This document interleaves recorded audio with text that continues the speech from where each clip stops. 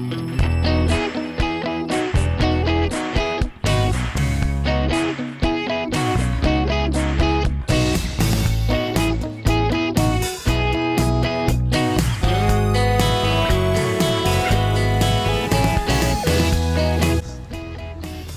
様おはようございます。ナビゲーターのくぼっちゃんです。東北の夏祭りを巡るツアー2日目、本日はこちら浄土ヶ浜パークホテルから出発でございます。いよいよ今日の夜には盛岡さんさ踊りを見学に行くんですが、こちら三陸沿岸は昨日から今日にかけまして山瀬という海霧が発生しております。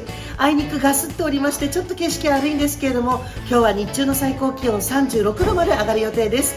皆様と一緒に楽しい旅になるよう今日も一日頑張ってまいります。行ってきます。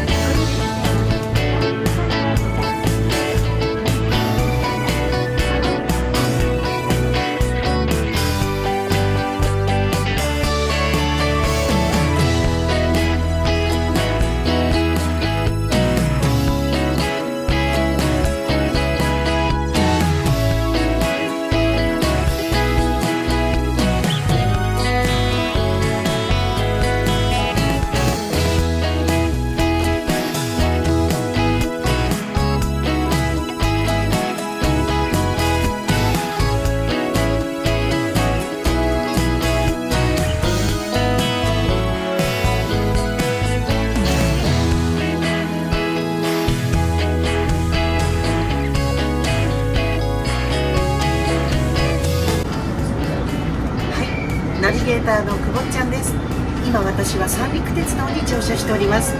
ここれから宮古駅を出発いたしまして、釜石駅まで約1時間30分ローカル列車の旅になります。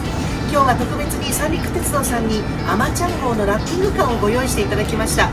中に乗っているとわからないんですが、外側には、NHK の朝の連続テレビ小説「あまちゃん」に主演されたのんさんのイラストがいっぱい飾っております。それではいよいよ出発進行です。